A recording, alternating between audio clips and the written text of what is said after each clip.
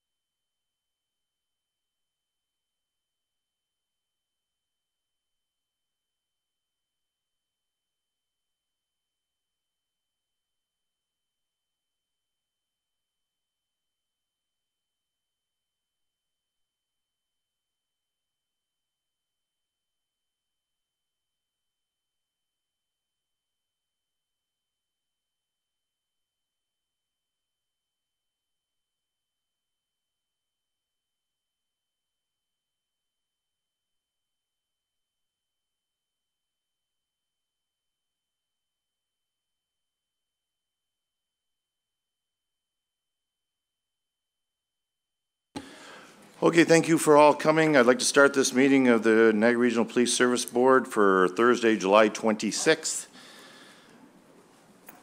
Any declarations of conflict or pecuniary interest on the board? I see none. Minutes of the previous meetings, I'd like to move in block, please. Items 149 to 151. Can I have a mover and seconder, please? Member Stewart, Member Bonham.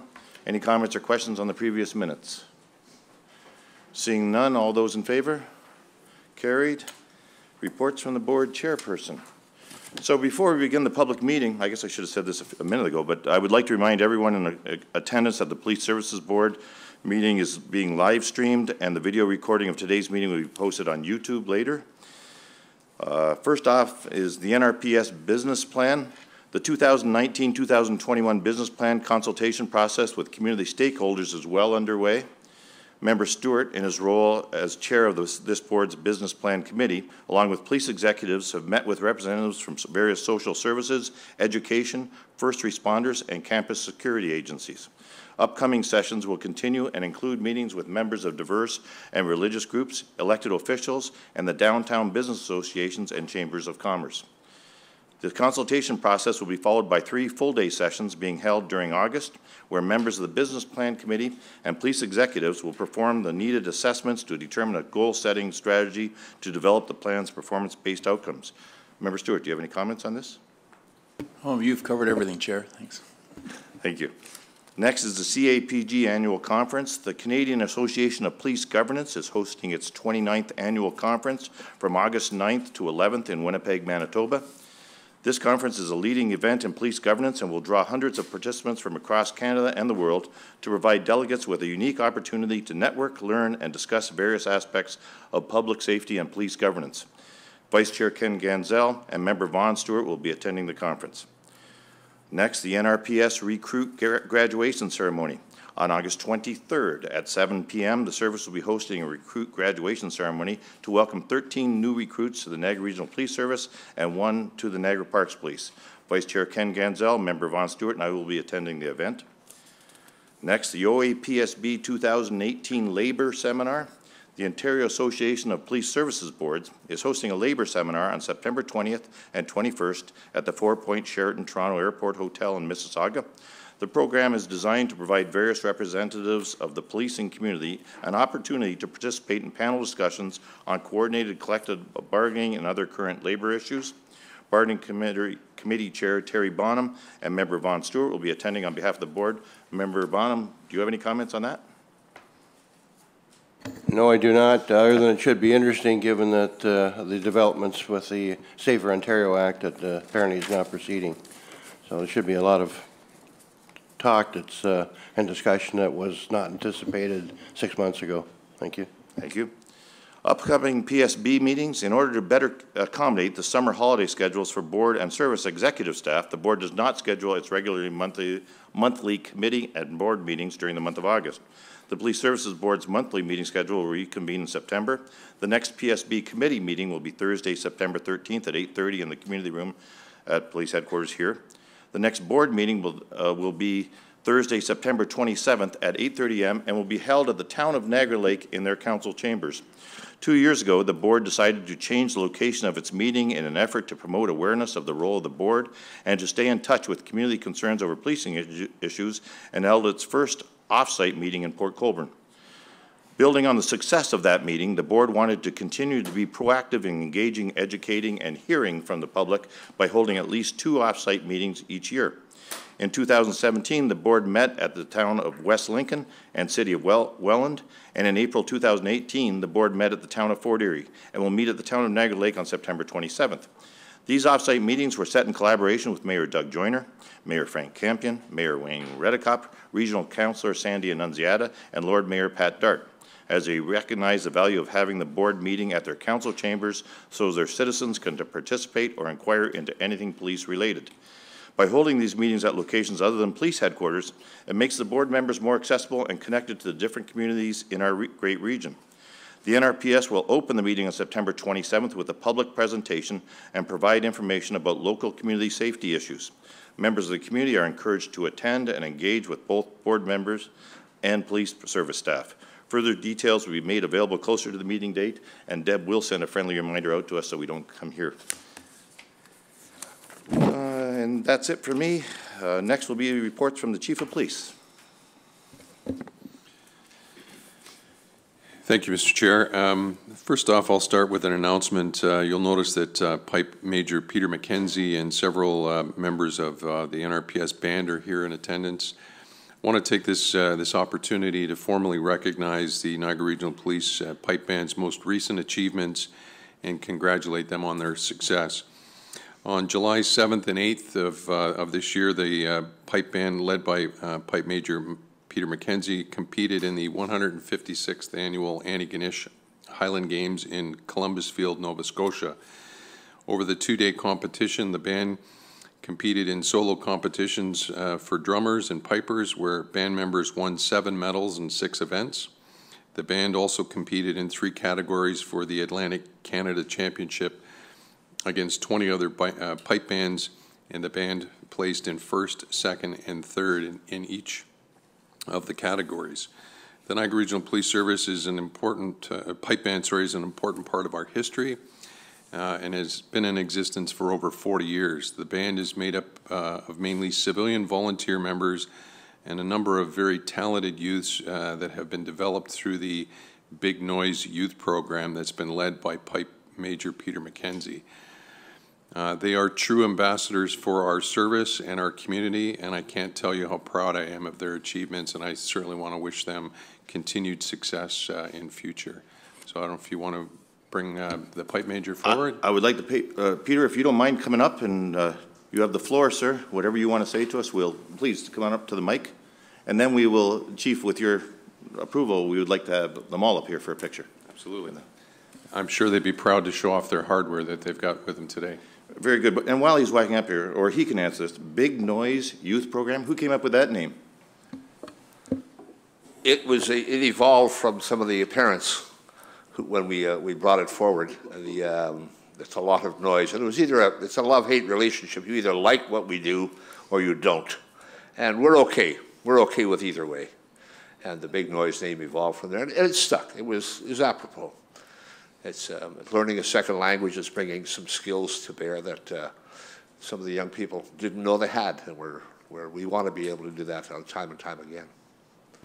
Peter, are you a volunteer on all this stuff that you do for us? Oh, yes. Yes, we have a teaching corps of about 6 or 7, and we put together an annual matrix of how many hours we can put into the teaching aspect of what we do, along with regular band practices. And then we try to slot in as many young people as we possibly can into all of those hours that we put available to this. Mostly we're in about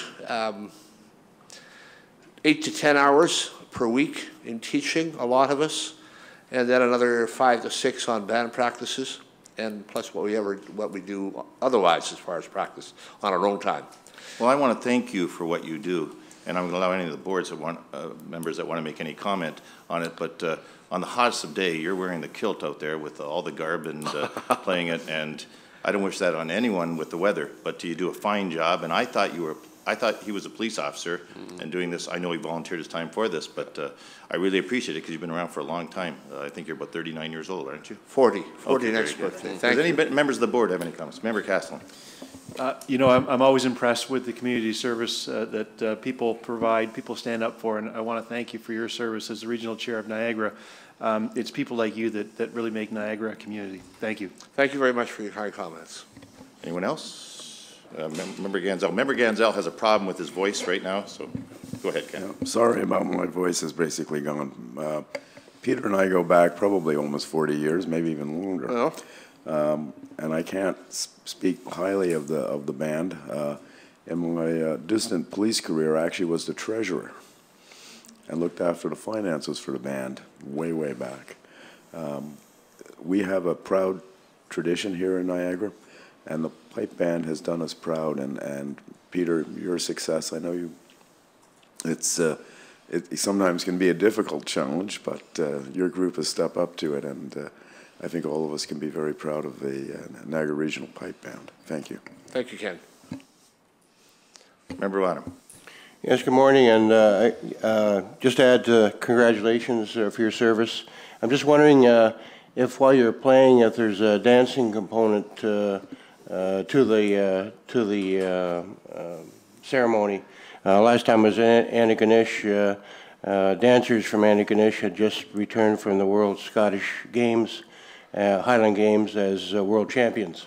And so I'm just wondering if that's part of your protocols as a band. Do you accompany Highland dance groups, or is it simply a band competition? We were involved just strictly in band competitions. Whenever we go out and do either concerts around the region or do a fundraiser, we will always involve 2 or 3 of the local Highland dancing academies in the region, whether it's Niagara Falls or St. Catharines or the Welland area. So we do use dancers quite a bit, just not on these particular competition occasions. Thank you. So in good times and bad times, we call on you to help us. We appreciate that, and you kids that are youth in the back, I'm from the Big Noise Youth Program.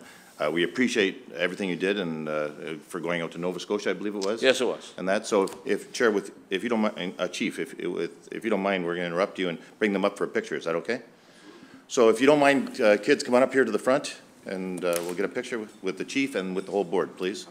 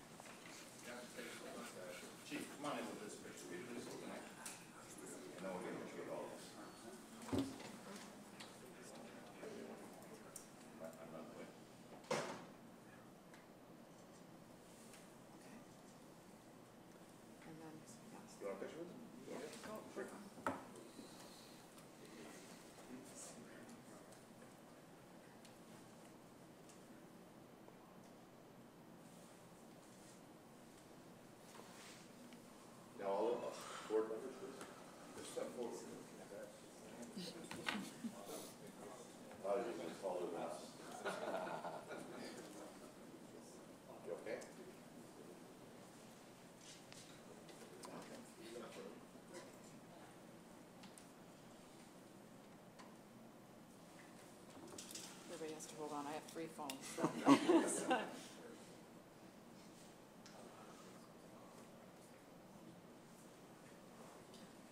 And one more.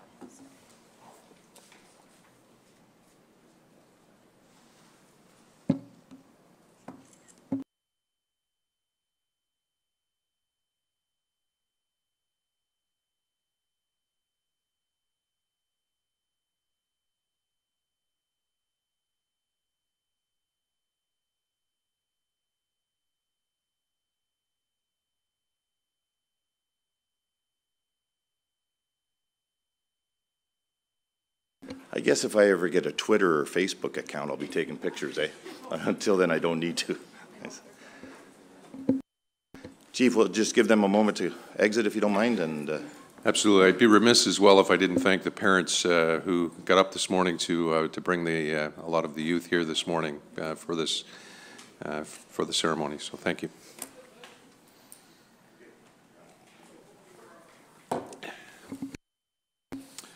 So I also want to bring to attention, your attention, a drowning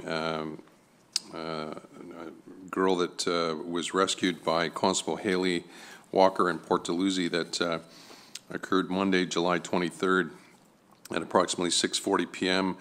A 12-year-old girl was swimming near Lakeside Beach in Port Dalhousie with her friends. The group had an inflatable raft with them in the water, and they were approximately 200 meters from shore when the raft began to float away in the current. The 12-year-old girl attempted to swim to the drifting raft but found herself in difficulty. Several 911 calls were made indicating that the young girl was drowning and having difficulty keeping her head above water. Constable Haley Walker and Katia Christosini were first responders on scene and observed the young girl approximately 300 meters offshore. Several people were in the water near the girl but were having difficulty in providing aid. The Coast Guard and Fire Department were contacted to assist in the rescue. However, Constable Walker, realizing that the girl needed immediate assistance, removed her vest, her duty belt, and boots and entered the water. Constable Walker, a former lifeguard, swam to the struggling girl and brought her safely to shore. EMS transported the conscious 12-year-old girl to hospital, and she advised that she had ingested a large amount of water and had been unconscious for a short period of time during the incident. The girl was later released from hospital and suffered no injuries. The confident and decisive actions taken by Constable Christosini and especially that of Constable Haley Walker no doubt made for a positive conclusion to this incident and quite likely saved the young girl's life. Both constables will be recommended for awards to formally recognize their heroic efforts through our awards committee. So looking at the homicide stats for this year, there have been 2 homicides to date in 2018 that have been investigated by the Niagara Regional Police Service Homicide Unit. In comparison, for all of 2017, there was 3. For 2016, there were 1. And for all of 2015, there were 6. There was another incident that I do want to bring to the attention of the board with respect to a homicide investigation.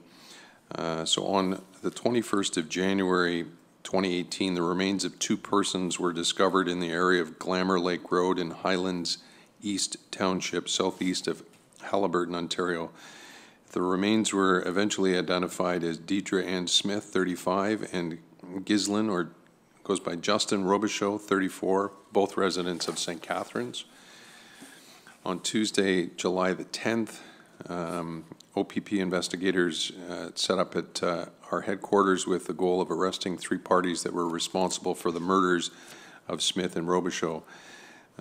With the assistance of NRPS officers, we located and arrested all 3 individuals in St. Catharines. The 3 parties were lodged overnight at our central holding unit and facing 2 counts of second-degree murder and 2 counts each of indignity to human remains are Jesse James Wallace, 36, of St. Catharines, and Lindsay Elizabeth Ainsworth, 37, of St. Catharines.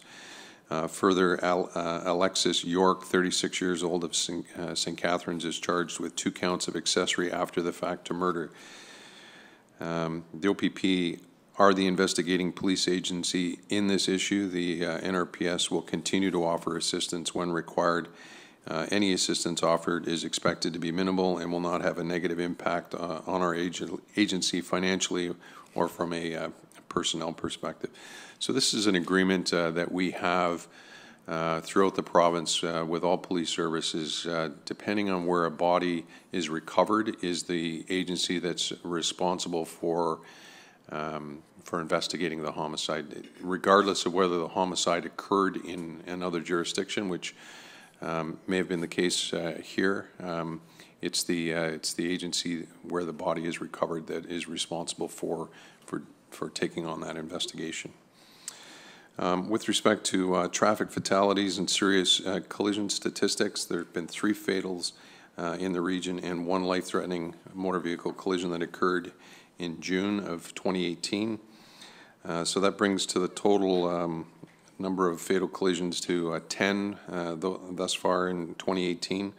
Comparatively, we had 18 for the entire year of 2017 and 20 for the year of 2016. A little bit about some of those collisions. So at approximately 4:30 p.m. on Saturday, June 2nd, officers responded to a report of an all-terrain vehicle on Regional Road 45 east of Marshagan Road in the township of Wainfleet. Initial investigation revealed that a 37-year-old Wainfleet male was operating an Arctic Cat ATV westbound on Regional Road 45 when he lost control of the vehicle, left the roadway, and struck a tree. The rider was airlifted to an out-of-town hospital in critical condition and later succumbed to his injuries. On Wednesday, June 20th, at approximately 2:35 a.m., officers responded to a report of a motorcycle collision on Niagara River Parkway at the Sir Adam Beck Hydroelectric Generating Station in the town of Niagara-on-the-Lake. An initial investigation revealed that a motorcycle was being driven northbound on the Niagara River Parkway when the 20-year-old male resident of Niagara Falls lost control of the vehicle in a curve and left the roadway.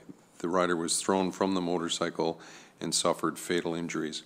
A 25-year-old female passenger from Niagara Falls suffered serious injuries and was also transported to a local hospital. In the third one, at approximately 9:50 p.m. on Friday, June 22nd, officers responded to reports of a pedestrian that was struck by a motor vehicle on Geneva Street near Millward Avenue in the city of St. Catharines. Investigation revealed that a 79-year-old St. Catharines female was crossing Geneva Street when she was struck by a northbound 2007 Chevrolet Equinox that was being driven by a 32-year-old St. Catharines male. The pedestrian suffered life-threatening injuries and was transported to a local hospital before being pronounced. The driver of the Chevrolet did not suffer any physical injuries in the collision. And those collisions remain under investigation by the coroner's office and our collision reconstruction unit. In the news, on Wednesday, July the 11th, the Niagara Regional Police Service hosted a joint news conference with the Ontario Coroner's Office and the Ontario Provincial Police in an effort to identify a male that was found in the Niagara River in 2013. The male was discovered in July of 2013 in an advanced state of decomposition, brought to shore for an investigation that involved our 2-district criminal investigation branch and our forensic unit with the assistance of the coroner. In September of 2013, with the assistance of scientists from the Centre of Forensic Science in Toronto, a DNA analysis determined that the deceased was a male. The DNA profile was uploaded to a DNA database for future comparisons. In November of 2013, when police investigators were unable to identify the deceased, the coroner's office requested that the remains be sent to the Ontario Forensic Pathology Service, where they conducted an anthropological analysis in order to create a biological profile of the individual. In conjunction with the anthropological examination, the Ontario Provincial Police forensic artist, Constable Duncan Way, was able to develop a facial approximation. The Niagara Regional Police is appealing to the public and media to share this image and information in the hopes of identifying the deceased male. And that the photo is uploaded onto our website and can be viewed by any member of the public there. Also in the news, on Wednesday, July the 11th, at approximately 11:40 a.m., officers stopped 6 exotic cars participating in a 5-hour tour of the Niagara region from Stony Creek to Niagara Falls. This enforcement action was part of an ongoing effort to reduce dangerous driving in the region after numerous complaints were received from concerned residents. Police officers from the Traffic Enforcement Unit and Uniform Patrol positioned themselves along the route in Niagara-on-the-Lake, anticipating their arrival. And when several speeds were obtained over of over 50 kilometers an hour over the posted speed limit. The group of vehicles was stopped, which included the tour operator who was leading the group. As a result, all 6 drivers were charged with various offenses, including 4 who had their licenses suspended and vehicles towed for 7 days for stunting. The Niagara Regional Police takes speeding and aggressive driving very seriously, as it's considered one of the fatal 4 reasons that contributes to fatalities on our roadways, and we will continue to take enforcement action on those who show disregard. Also in the news, on July 9th at approximately 11:30 a.m., street crime detectives from Niagara Falls were in the area of the Fallsview Boulevard and Stanley Avenue conducting an investigation into ongoing issues of bicycle thefts in the city's tourist area. Detectives observed a man riding a high-end bicycle. Their investigation was able to determine that the bike had just been stolen from a local parking lot of a hotel. Man was arrested and the Cannondale bike was recovered undamaged. Short time later, the bike owner contacted our communications unit to report the bike stolen. The arrest is part of an ongoing initiative titled Project Bike Swipe by detectives and uniform officers in the city of Niagara Falls and the casino area to reduce bike theft. Over the last 2 weeks, detectives from two district street crime have laid 15 criminal charges, arrested 12 persons, and have seized 23 bicycles. Members of the public are encouraged to buy strong locks and, if possible, to bring their bikes inside their homes or hotel rooms when they're visiting in Niagara. Also, a recent act of property damage and vehicle content thefts in the city of St. Catharines have the Niagara Regional Police Service reminding residents to be vigilant in their neighborhoods. The incidents involve slashed tires as well as cars being entered and content stolen in various parts of the city. Police are asking residents in the area to be on the alert for any suspicious activity and to report it to us immediately, while also ensuring that your vehicles are locked and that there are no valuables in the vehicle when it's parked. And that's the end of my report. Thank you. Thank you, Chief. Before I ask for questions, please pass along our compliments and thanks from the board for that female officer that saved that girl's life in the water in Corteluzzi. Constable Haley Walker, yes, we'll do that. Thank you very much. Thank Any you. comments or questions for the Chief? Member Stewart. Thank you, Chair, and through you, just to follow up on your last comment on the thefts from vehicles and such. Are we getting a lot of use out of our online reporting of minor thefts? I mean, if somebody stole a couple of CDs, maybe people don't think about reporting it to the police, but I'm wondering if we should enhance the public's awareness of the ability to report, and that we do wish it reported, because it does help us to start to profile areas where this is going on. So I didn't know if we're doing that or whether we could ramp that up a little bit.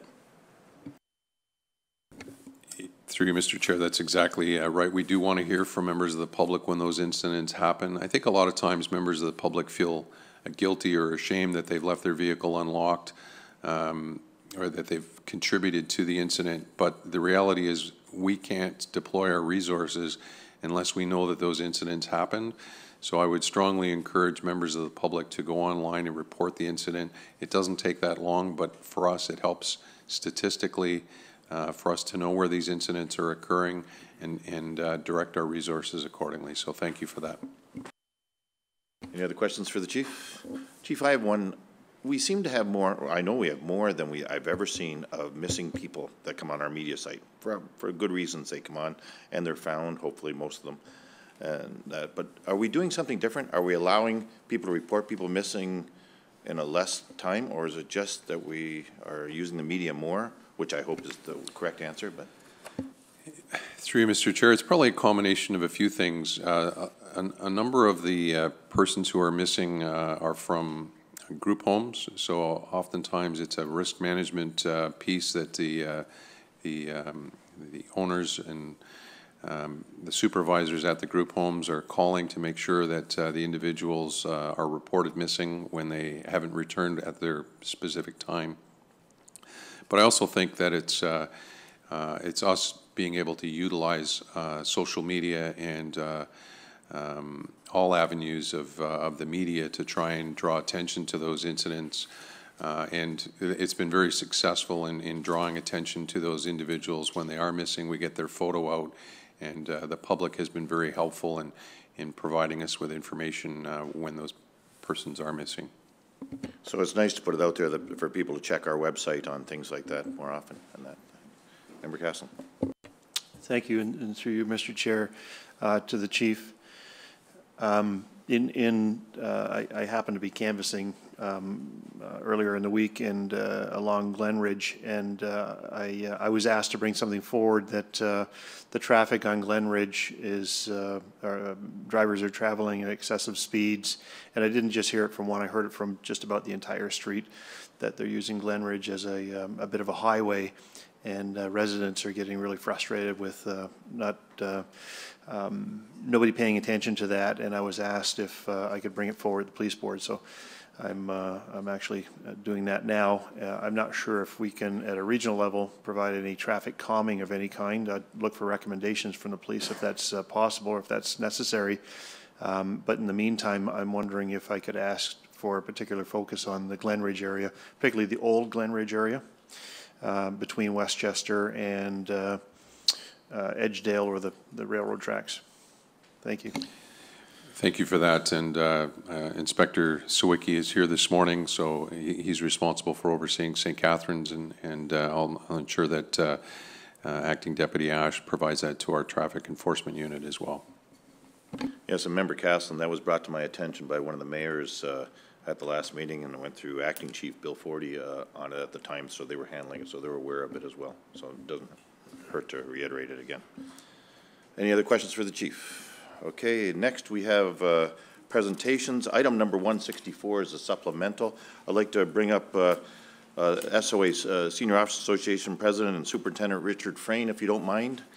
And this is item number 164, the Senior Officers Association Monica George Bursary. May I have a mover and seconder to put this on the floor, please? Member Ganzel, Member Stewart. Oh, I'm sorry. You'll get the next one. Thank you. Up to you, sir.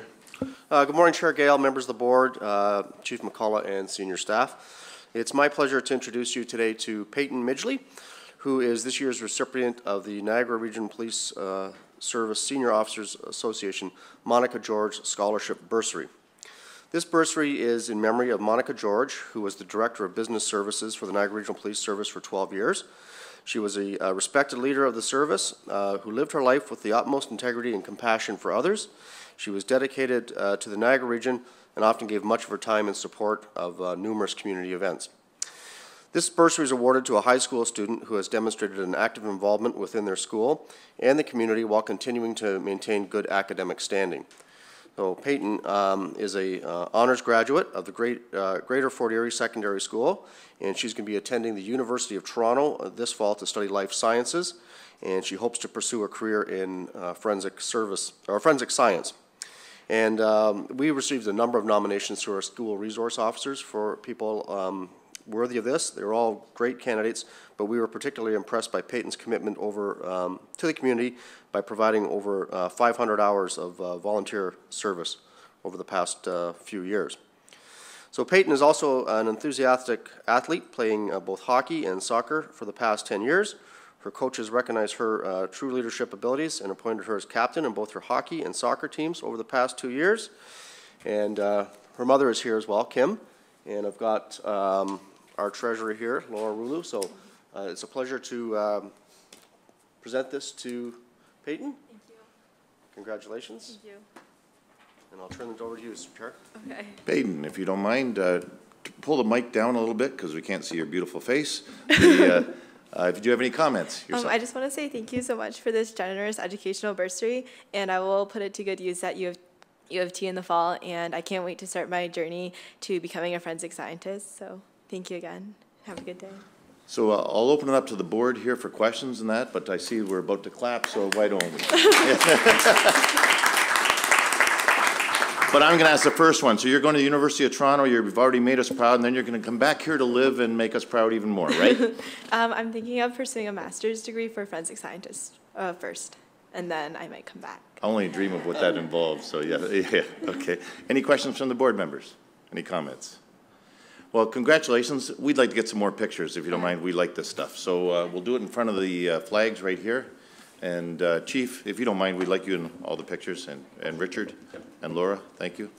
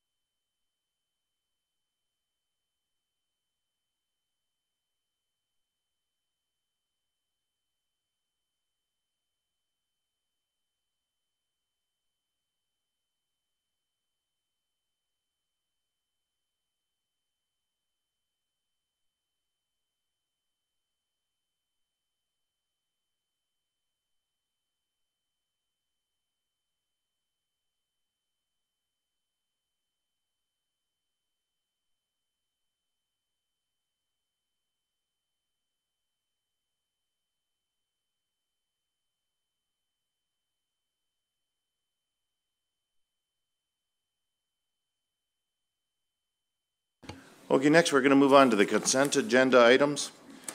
And I'd like to move them in block, please, from item 152 to 160. Can I move and second on that? Member Caslin, Member Barrick. Who wants to be first with questions on these items? Member Ganzel, good luck. Thank you, Chair, and through you. This is more of a comment on 152. If the service could pass back to Donna Moody, the excellent report, the annual report that was done by Campus Security. Again, they're part of our partnership, and I commend them, not only what we have here in 152, but I think later on there's a summary of some more statistics. So from my perspective, the university, Brock University Security Services are doing an excellent job in supporting us in our different areas in the campuses. So if you could pass that back to Donna, that would be appreciated. Thank you. Through you, Mr. Chair, we'll certainly do that, and we've long enjoyed a great partnership with Brock Campus Security, and we continue to do so under Donna's leadership, and we'll make sure that we pass those comments along. Thanks. Anyone else have any comments on item 152? Ken, do you have anything else? Go ahead. Okay, this is for you, Chair. This deals with item 154. It's the overtime report. I'm looking at the quarterly numbers.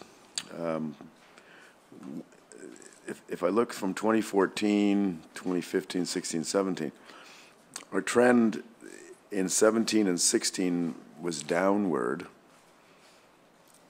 from a high of 2015 of 95.56. now all of a sudden we're going back up at 7982.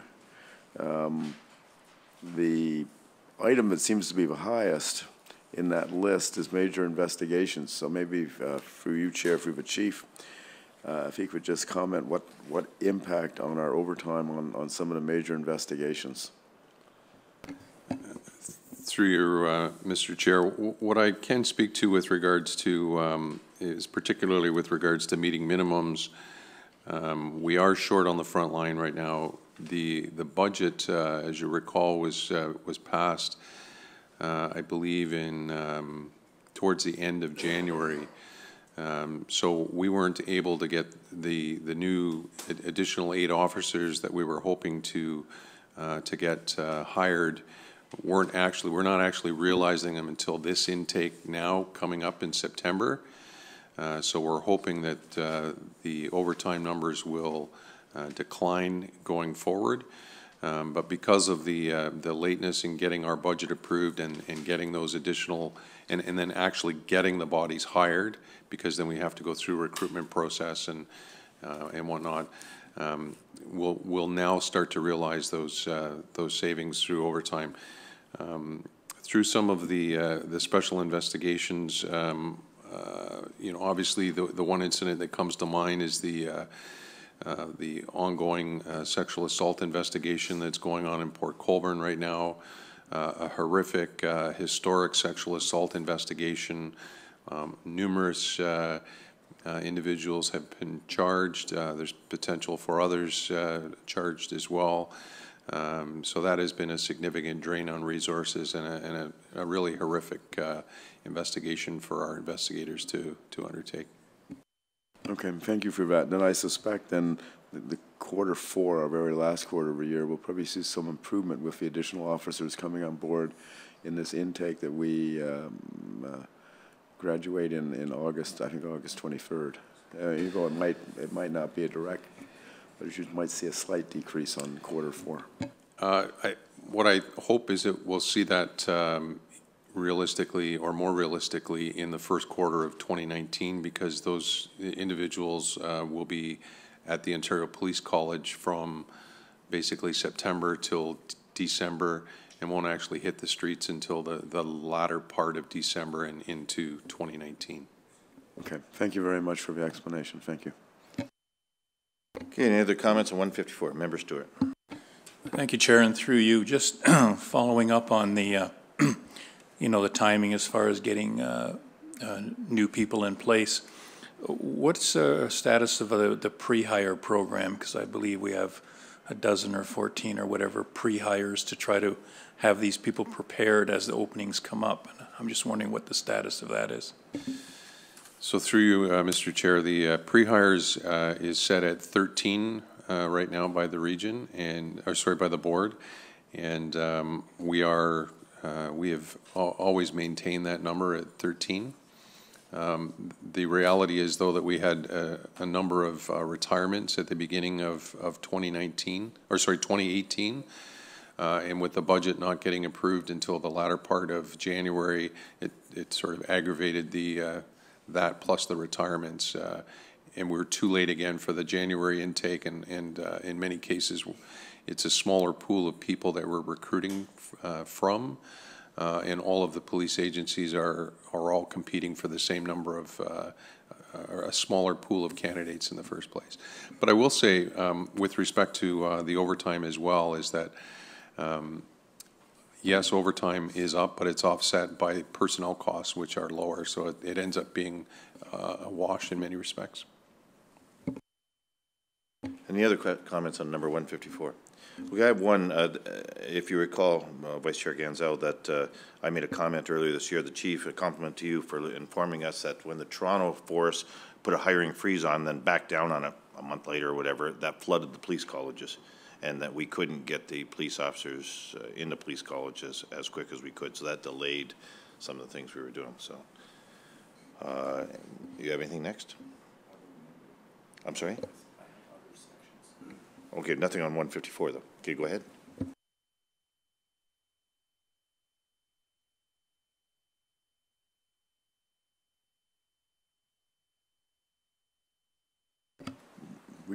158, that's part of your consent. Just for you, Chair, a couple of comments on that. More of questions on, because it ties in, I think, eventually down the road to some of our discussions on licensing and that.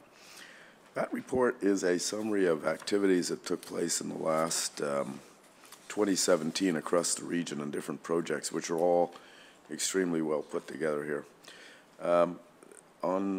There's no page numbering, so it would be page 3, or sorry, it is, page 5.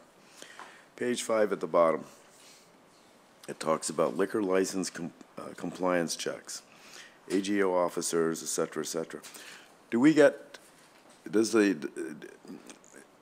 we're obviously accompanying members of the AGCO to a licensed premise. Do we bill them back for that as a service? Is there any recovery, or is it just an officer on patrol saying they're going to be there? Can you spend half an hour, whatever the time is?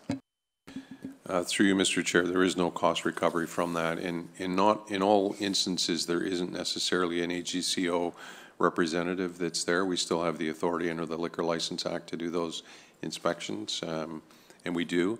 But when they specifically are in attendance, there is no cost recovery. So then, following in that line on page number 6, talks about Joint Forces Licensing Premise Target Enforcement Initiative. This is in 3 district. Again, AGCO is referenced, but this time the Niagara Regional Tobacco Enforcement Officers are referenced in this. Same sort of question before. I mean, obviously, we can enforce bylaws, we can enforce any of the liquor license acts in the province, but again, is this us initiating this, or are we accompanying a member of either of those organizations into the premise for the inspection? And again, is there a cost recovery on that? Through you, Mr. Chair, those are initiatives that are initiated by the AGCO as well as the region's tobacco enforcement units, and we accompany them, but there is no cost recovery on those. Okay. It doesn't consume a significant amount of time. Okay. Thank you very much. Any other comments on item 158? Okay, I have a comment, and for the people that are watching out there, or anyone that most of these consent agenda items are FYIs for us as board members, and we understand this stuff. But anybody that's watching this, be it a citizen or another regional council or any council that has any questions, they should go to the agendas. And if they have questions on any of these items, they can email the board, they can email any board member here to ask the question on it, because we're used to this stuff, so we might not ask a question that that's pertinent to them. That being said, this annual report on problem-oriented policing, I think any regional councillor, any city councillor in that should go to that section, because it's a public agenda item and be on the website, and take a look at the special things that we do, be it Project Safe Ride, I can go on and on, Project Welland Canal Truck Stop, Lundy's Lane Liquor License Act Initiative, things like this. This is interesting. It's different things that our police service does. And so if they have any questions, they can email us, email any board member here that you might know or whatever, and they can ask a question at a board meeting, or they can always come here and ask a question if they prearrange it with Deb and that. So I'm just passing that along, because I found this one on problem-oriented policing very interesting to see all the extra things that you do. Member Ganzel, do you have anything else to say? Any other items? No, not in this section. Thank you. Any other consent agenda questions? Member Bonham. Yes, thank you, Chair, and through you. I'm looking at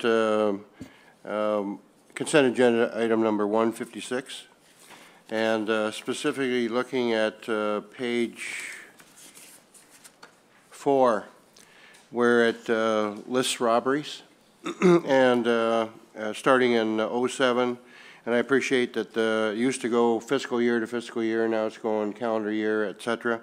I'm looking at the unsolved column at the far right-hand side, and I'm just wanting to confirm that my understanding of that is that it's on an annual basis. In other words, the number at the end of January or December 31st, 16 of 57 isn't the total cumulative robberies that are still unsolved. It's those from that specific year. Is that right?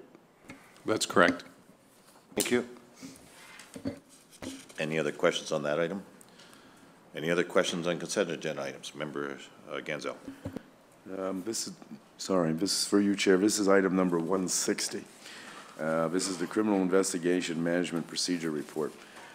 On page 4, my question is basically, through the Chair to the Chief, do we have the technological means within the service to exchange digital files with other agencies, such as photos, videos, audios, those type of items? Do we have that capability? So if we have let's say a store video of a robbery suspect, and through major case management or some of the other interrelations with another organization, Peel Police, as an example, says, well, could we take a look at that? We think it's one of our guys. Do we have the ability to very quickly move that data to another service? Through you, Mr. Chair, yes, we do. Our crime analysts, quite frankly, are in contact with crime analysts from other police services on an hourly basis, if not more frequent than that. So there's great communication that goes on amongst police services because we realize that, quite frankly, crimes are not limited to jurisdictional boundaries, and criminals aren't necessarily bound by those same jurisdictions that we are. So then, that's extremely good to hear. So then, any sort of files, whether it be a document that's been prepared by a detective, a summary of notes, or a set of videos, can be sent to any police agency in Ontario, basically at a minute's notice. That's correct, yes. Thank you very much. Any comments on that one? Member Bonham. Any comments on item 160? Member Bonham. Yes, thank you, Chair. I'm looking at item 157, which is the annual report on violence and harassment prevention in the workplace. And looking specifically at page 2, and it's with regard to a recent incident we had within the service whereby we were investigating historical harassment alleged, and we took some time to do it. And I'm looking at the second paragraph where it says that we're reinforcing the need for members to understand both the rights and responsibilities in relation to this issue. And I'm just wondering, given our recent experience, if we're reinforcing the obligation to report forthwith as one of their responsibilities so that we're not, once again, tied into historical type investigations. Thank you. Through you, Mr. Chair, with respect to the respectful workplace training that we have undertaken across the service, have delivered that through from senior command right down through to all of the constables and civilian members within the organization, and have sort of reinforced all of the sections of the of our general order with respect to reporting requirements. That said, there are a number of reasons and a number of issues where individuals may choose not to, for whatever reason, not report those incidents immediately or forthwith. Obviously, we want to encourage that because we want to ensure that those incidents are investigated as promptly as possible. That said, it's the human factor, and it doesn't always happen in that regard. Yeah, thank you, Chief. I just wanted to be sure that we're reinforcing that so that hopefully we can head off as many of these historical searches as humanly possible. Thank you. Absolutely. I mean, we're very fortunate, as you can see. We don't have a great number of workplace harassment investigations that take place, and you know, we're thankful for that, and we feel that the training that we provided has gone a long way to ensure that we do expect that this remain a respectful workplace. Thank you. That's all I have on 157. Any other comments on that one? Do you have any other items? Okay, that's all the consent agenda items. Can I have we have a mover and seconder? All those in favor of receiving this? Thank you. We're up to new business now. Item 161. Can I have a mover and seconder? I know Member Barrick, you're the mover on this. Member Caslin, you're the seconder. I'm going to turn to Member Ganzel, but he has problems with his voice. So if, with your permission, Deb is going to read out an amendment moved by Member Ganzel. She'll read it, and then we'll look for a seconder on it. Deb, can you read the two amending parts on it? Every board member has been given this. Yes, thank you, Mr. Chair. Through you. So the amendment, the first amendment is to the therefore be it resolved paragraph, and after it reads, I'll just read it in full.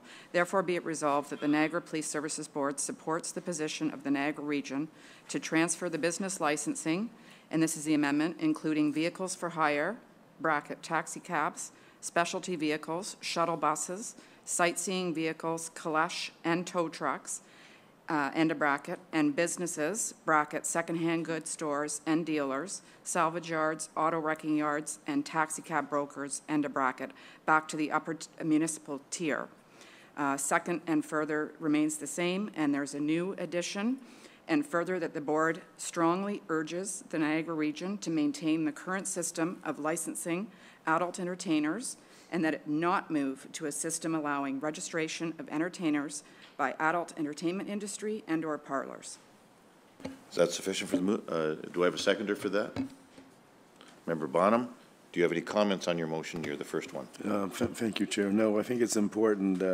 In some past years' discussions with the whole adult entertainment licensing, it became very, very prevalent that the our sort of program was well received by we have a responsibility of looking after the citizens, of which they are. So by keeping this within the region, it secures a secure process, which I think we would all be comfortable with. Thank you, Member Barrick and Member Castle. Will you take that as a friendly amendment? Member Barrick. Thank you, Chair. I guess just the very last. So the response might help. I have a question that might help me answer your question. The and further, the last and further there, that the board strongly urges Niagara Region to maintain the current system of licensing adult entertainers, and that it not move to a system allowing registration of entertainers by adult entertainment industry or parlors. So I like the second half of that. I'm confused. Sorry, I'm not confused. I am concerned about the interpretation of the first part, because it's almost could be viewed as two different things. In one case, we're saying maintain the current system of licensing adult entertainers. So I would prefer to remove that part and keep the second part, that it not move to a system allowing registration of entertainers by adult entertainment industry or parlors. That's the point, I think, is the second aspect of that. I think I see where you're coming from there on that.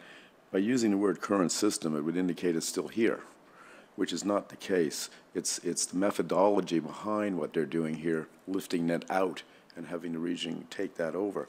So maybe if we just change it very, very slightly to say the board urges the Niagara Region to maintain the methodology of the current system. That gets it away from as though we had still ownership of it, which is not what we're trying to do here. We are trying to move that back to the region. Thank you. If I may, thank you. The interpretation is important. When this goes to other municipalities, we want to be clear in our intent and not add any additional confusion. I think that change does it, and I'm happy to support it if that's fine. Thanks. Member Castle is a seconder? Okay, and it says urge on there. We can't make any demands, but we urge. Any other conversation on the amendment and on the motion? Member Stewart. Thank you, Chair. And my comment, and maybe this is through you to the chief or whatever it is, during some earlier discussions on this, we talked about the enforcement piece. Now I'm tying together something we just dealt with, and that was item 158, where regional tobacco enforcement has police officers going along with it. My understanding from the discussion was that if the NRP was to be involved in enforcement in such case where the region would be assuming all of the revenues and expenses for the licensing, that it would be a special duty. And I remember reading those words in there. In other words, implied that there would be some cost recovery. So after seeing item 158 and seeing no cost recovery when we're supporting tobacco enforcement, I'm very concerned on item 161 here, what's going to happen as far as the costs of enforcement goes. In other words, we used to get revenue from the licensing to support these kinds of things. The revenue, of course, will go to the region once they take over licensing. but I don't want the enforcement piece and a cost piece of this to stay with the police service. So I'm wondering what kind of safeguard we have, and I guess it's just taking 158 history compared with 161 direction and seeing how we're going to fix that. Chief, and I know we had a conversation on this saying that the game plan on this was June of 2019, if it works out that way. And I know as a board, if I happen to be here or others, I'm hoping that there's a direction that we monitor the money, the time that we spend. We understand there's only one taxpayer, and it comes from the region no matter how you work it. But if we're spending a lot of times assisting the region out there, we can monitor the amount of time and money we're spending on that so that if we have a deficit, we can say this was caused by this as well. But Chief, if you don't mind responding to Member Stewart, thank you. Through you, Mr. Chair, you recall during our discussions, previous discussions, that we did, as a service, make recommendations with regards to the enforcement component that that going forward, it remains a critical piece of the licensing component to make sure that that again the industry are being compliant with what's expected of them, and that I recommended that we would will continue to be a part of that enforcement aspect, and that we would accompany the regional staff along with that. And the discussion with the CAO of the region at the time was that they acknowledged that the Niagara Regional Police Service would play a role in the future of accompanying regional staff for that purpose, and that it would be done so on a special duty arrangement. So I would, I certainly heard those words, and we would be willing to accompany and assist in any way possible, because we realize the importance of the enforcement aspect. Thank you, Chair, and through you again, just for clarity, I certainly have no issue as a police board member should any bylaw officers find or suspect some criminal activity and wish the support of the Niagara Regional Police. That's what we're here for. But I'm really talking about going and doing inspections and things like that that are really just the enforcement piece that may really involve bylaw infractions, not criminal activity. So I think it may sound like a fine point, but it's just a matter of saying, you know, we know how hard it is at budget time to try to, you know, get the right amount of resources. And I don't want to lose a whole bunch of revenue and then still find some of the expenses back here without recognition of that come budget time. That's all. Through you, Mr. Chair, if I just add one additional point, and I think one of the reasons why we talked about special duty arrangement was because the time at which they will be going in to do those inspections would likely be occurring sometime between 11 o'clock and probably 2 o'clock in the morning, which is our highest demand of call volume. Our officers are typically already tied up on other calls for service, so there was no guarantee that our officers would be available, the on-duty officers would be available to assist in that capacity, given the other competing calls for service. So it was agreed that special duty would be the best arrangement, because it would guarantee that the officers were there to assist the region for that, specifically for that purpose. Okay. So just a comment to that too. The chief and I had a talk, as well as Member Ganzel was there when this was first brought up, and that the region, the lower tiers have the right to take this from us, and the region has the right, if they give it back to them, to do it. And they're meeting city councils. I was understood that 2 city councils have deferred it to September to consider it, and 4 have said okay. I think that's the way it goes right now. Niagara Falls said okay, and they have the most entertainment facilities.